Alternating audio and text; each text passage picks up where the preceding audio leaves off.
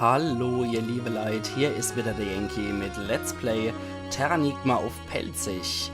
In der letzten Episode haben wir ja dem kleinen Gewitterbutze Liam weitergeholfen bei seiner Männlichkeitsprüfung. Und jetzt gucken wir doch gerade mal, wo er ist und ob er wieder bei seiner Eltern ist, wo er hinkehrt. Bis er dann seinem Vater Leon auf den Thron folgt. Gehen wir nochmal so zoom. Da sind sie ja alle drei wieder vereint. Oh ja, ich hab die Mutprobe bestanden. Ich werde lieber mit dir gehen, statt König zu werden. Na, noch bist du ein bisschen zu klar davor. Wär erstmal so wie dein Papa und dann kannst du es auch machen. Liam hat mir alles erzählt. Vielen Dank für seine Rettung. Ach, der Leon wird dir sicher noch seinen Dank erweisen. Okay.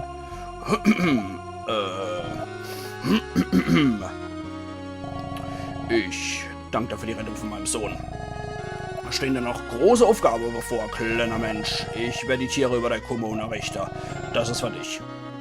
Es wird dir für eine Reise behilflich sein. Arg erhält die Löwenklaue. Okay, gut. Dann haben wir jetzt das auf jeden Fall. Wir gucken doch mal gerade rein. Und, wo haben wir es dann? Da bei der Waffe. So, da ist er. Löwenklaue. Stärke plus 12, Leons Meisterwaffe. Okay, das hat 3 mehr als unseren jetziger. Dann wählen wir selbstverständlich auch. Jetzt haben wir wieder die Bestwaffe. Sieht auch so ein bisschen aus wie eine Sense, muss ich sagen. Der Claire, der ist immer noch so fröhlich. Das freut mich. Wenn der Claire fröhlich ist, ist alles super. Gut. Alles klar. Da gehen wir jetzt weiter. Der Aff, der kluge Sandor, der hat uns ja auch schon gesagt, wo es weitergeht. Richtung Osten, wenn ihr das noch aus der letzten Episode im Kopf habt. Der hat ja schon gesagt, im Osten sollen die Seelen von den Menschen sein. Das heißt, wir haben jetzt die Pflanze, wir haben die Vögel, wir haben die Säugetiere. Jetzt fehlen nur noch die Menschen. In Arabien finden wir da noch irgendwas? Nö, in der arabischen Wüste finden wir leider nichts mehr. Ach ja, wobei ich wieder sagen muss, das ist dann so etwas, das verändert das ganze Spiel. Die Menschheit, wenn die wieder weg wird, die verändern das ganze Spiel und ich frage mich manchmal echt, ob das nötig gewesen wäre, weil die Welt so doch schon um einiges friedlicher ist und um einiges schöner ist. Danke, dass du den Prinz Liam gerettet hast. Leon hat uns angewiesen, dir zu helfen, indem wir die Brücke bauen. Du kannst ohne Fluss... Du kannst jetzt ohne den Fluss... Na, hier ist es ja leid. Du kannst jetzt den Fluss ohne Probleme überqueren. Also manchmal ist es ein bisschen schwierig, dann pelzig bzw. zu lesen und dann gleichzeitig auf pelzig zu übersetzen. Willkommen beim Magier. Okay, was ist dann das? Entfesselt die Kraft des Feuers, das kennen wir schon. Beschwörte Flamme, mehr kennen wir auch schon. Und die Zauber hat das uns auch nur noch parat. Das interessiert uns gerade aber alles nicht. Hi, komm rein und kauf was. Ja, wo rein? Ich meine, du hast das Büroräume oder so. Da haben wir noch etwas. Schützt vor eisiger Kälte und gibt nochmal 2 mehr. Wir werden es wohl gebrauchen können. Deswegen gehen wir jetzt mal auf 3. Und gucken uns das Ding mal an. Da haben wir immer noch der fette Artzug von den Vögeln. Und da ist die Felljagd. Schützt vor eisiger Kälte. Okay. Wir sind zwar gerade eben durch Afrika und Arabien gereist, aber es wird schon irgendwie besser, ne? Dann ziehen wir jetzt noch in der restlichen Region das Ding an und schwitzen uns einen Wolf. Aber wir werden es definitiv noch gebrauchen können. Ich schmeiß mir jetzt gerade noch so Wunderknollerei. Speicher an der Stelle. Und die Zoe-Musik, die uns hier auch begleitet, die ist auch großartig, wie ich finde. Ich mag die Musik sehr gern. Ja, jetzt sind wir in einem anderen Gebiet. Tibet. Also in Tibet können wir definitiv sowas gebrauchen. Was Felljacke angeht und so, ne? Jo, ich gucke aber vorher nochmal, ob es sonst irgend so optionales Gebiet gibt. Manchmal habe ich das nämlich auf dem Schirm, deswegen immer die grüne Gegend der Ablaufe. Jo, alles klar. Jetzt sind wir also in Asien gelandet.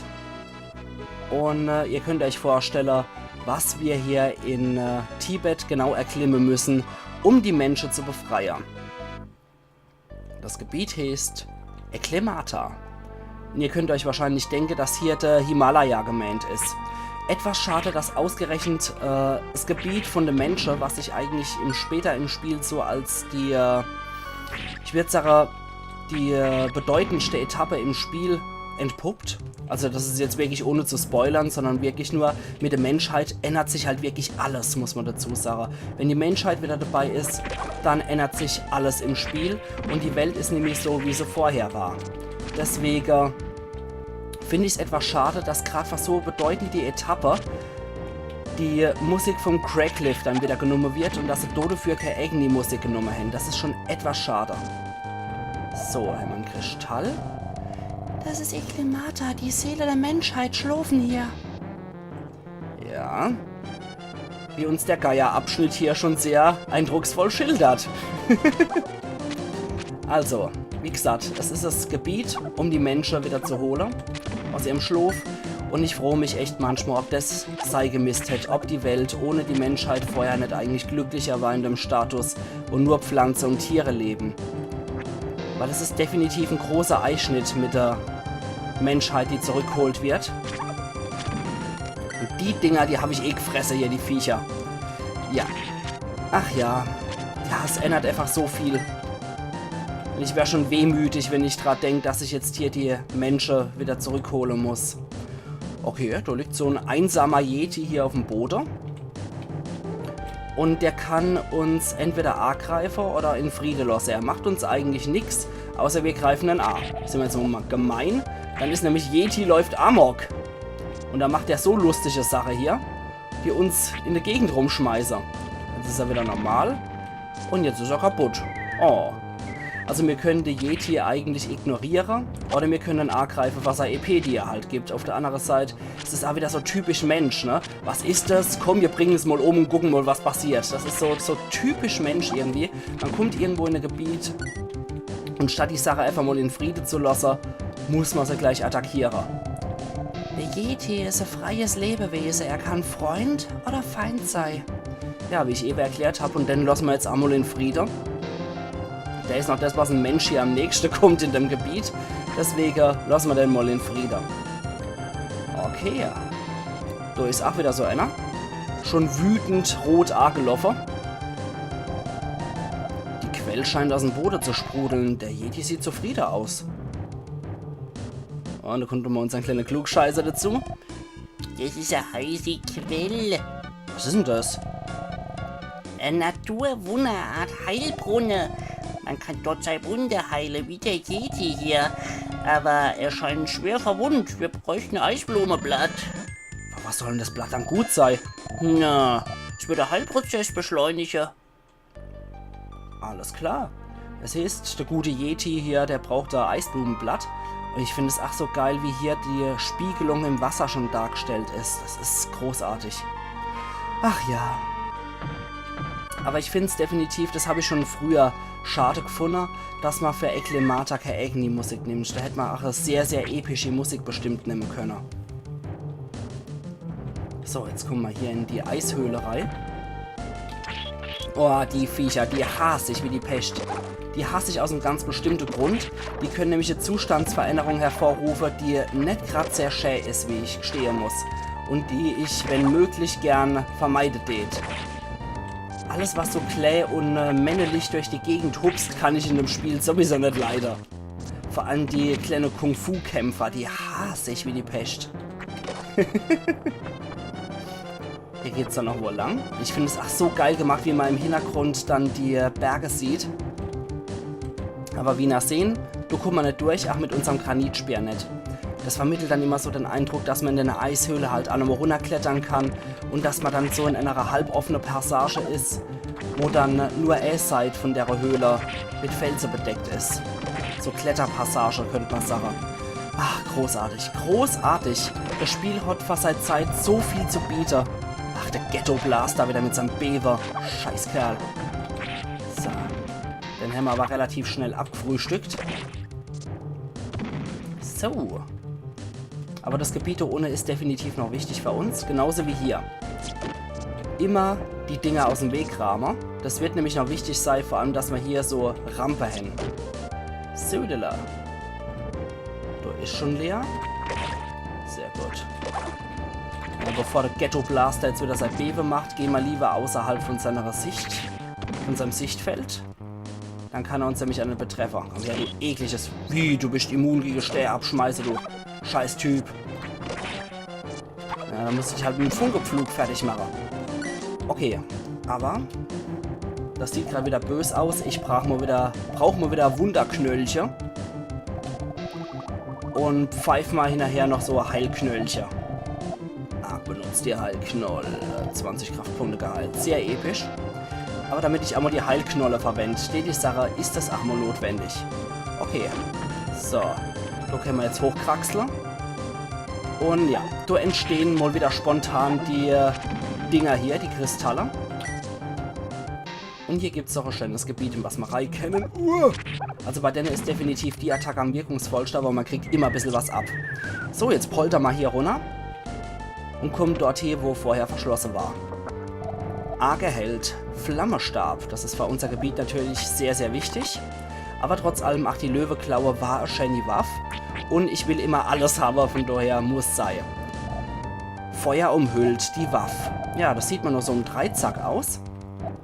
Ich finde es aber eigentlich auch ganz cool, dass der Ark immer nur bei einer Waffengattung bleibt und nicht so ein Typ ist, der alles kann nach dem Motto und dann mal mit dem Schwert kämpft und dann kämpft er mal mit einer Lanz, dann kämpft er mal mit, was weiß ich, nur mit pure Feuchte. Ich finde es schön, dass es immer so bei einer Waffengattung bleibt. Andere mögen das vielleicht als etwas einfallslos betrachten, aber ich finde es schön, dass es so bleibt. Level 15 erreicht, KP steigt um 7, Stärke um 2, die Abwehr um 2 und das Glück auch noch um 2. Jawohl, ja. Das nicht geil ist. Jetzt können wir die kleine Mistviecher auch nochmal richtig erwischen. So, komm her, du. 44 und 58 ziehe ich ab. Das ist definitiv nicht schlecht. Und ich probiere bei Eklemata mit Level 16 rauszukommen.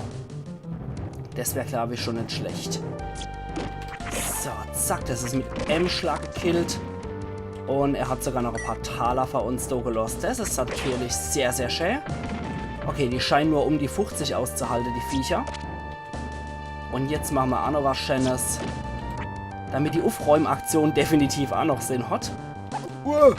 Hoppla. Okay, bei den Viecher ist es natürlich nochmal besonders wichtig und wirkungsvoll. Die Stäbe, die wir kriegen, die Waffe, die wir da kriegen, die haben natürlich auch wieder so einen speziellen Effekt.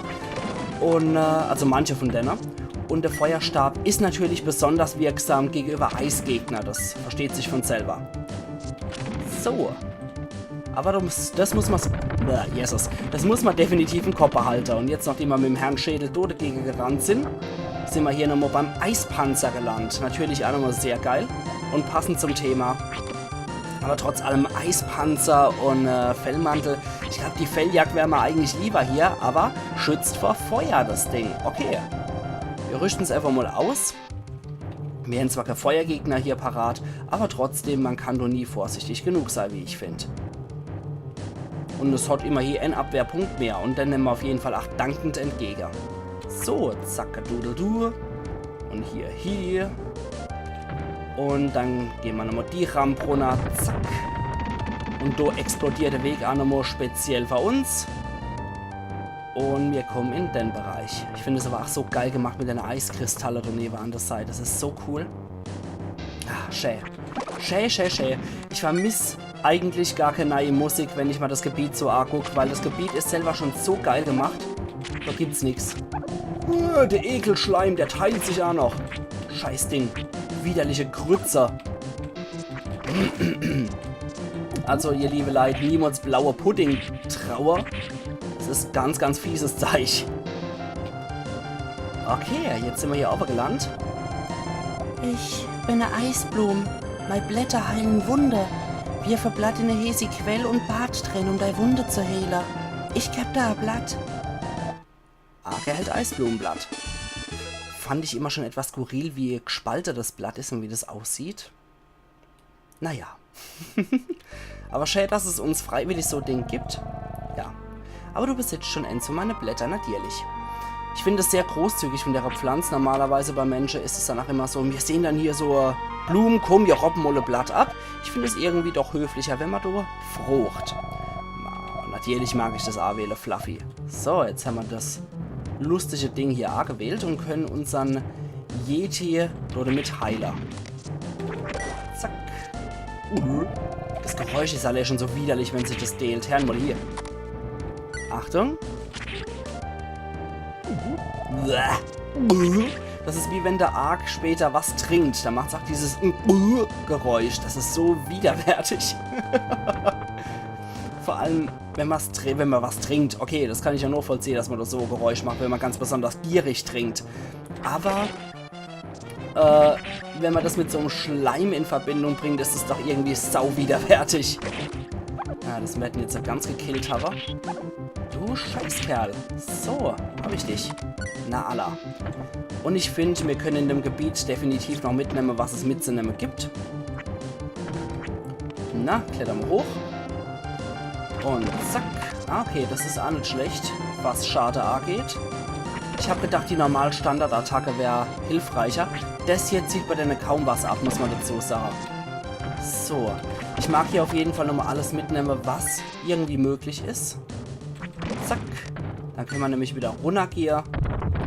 Und deswegen habe ich doch freigerahmt. So. Dann können wir hier nämlich in dem Gebiet noch alles killen, was es zu killen gibt. Du dappiger Ghetto-Blaster. Mit deinem wieschte Gesicht richte ich bestimmt noch wie Saudo drüber. Hoppala. Dem Beber entkommen wir aber, wenn wir in der Zeit auch springen, muss man dazu sagen. Das war das, was ich beim Cracklift vergessen habe zu erwähnen, aber Eber ist gerade passiert und hat auch gerade funktioniert, weswegen ich das jetzt auch so nachreich. Okay, jetzt haben wir das so gemacht. Und jetzt kennen wir den Yeti Heiler. So, indem wir dann die X-Taste drücken und das Eisblumenblatt in die Häsquelle schmeißen.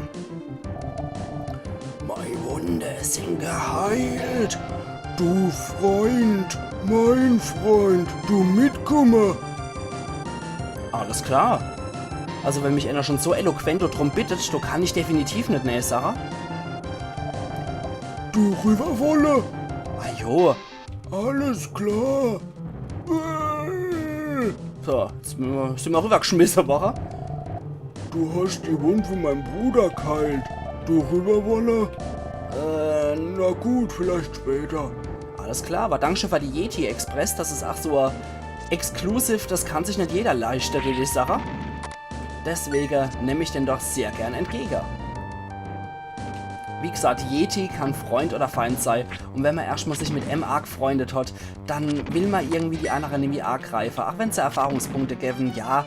Aber ich weiß nicht, wenn man immer mit denen auf freundliche Art und Weise verbunden ist, will man die Artgenosse dann doch nicht arg greifen. Geht mir zumindest so.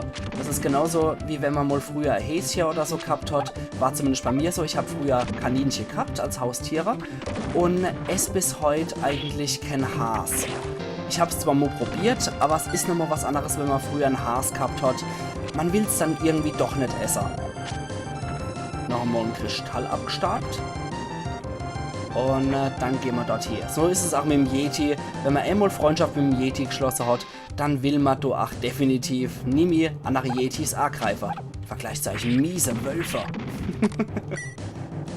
Gut, da gehen wir hoch. Und da gibt es nur noch so wie Butze-Nickelmännler. Dich mache ich fertig, dich mache ich fertig. Glücklicherweise haben die ihre Statusveränderung noch nicht gemacht. Wenn die M treffen, dann können die M verwirren und das ist ganz schön mies. An die Truhe kommen wir erst später dran. Deswegen nicht bitte in die Kommentare schreiben, Jenki, da war Truhe, ich hab's genau gesehen. Und ja, jetzt kommen wir zum Gebiet, wo ich eigentlich ganz gerne pausieren würde. Und ich jetzt sage, an der Stelle mache ich hier auch meinen Cut und wir sehen uns morgen wieder zur Let's Play Terranigma auf Pelzig, weil ich genau weiß, was kommt. Und ich jetzt sage, das ist ein Thema, dem ich mich gerne in einer vollen nächsten Episode widme. Also machen's gut und bis morgen, ihr liebe Leute. Euer Jenki.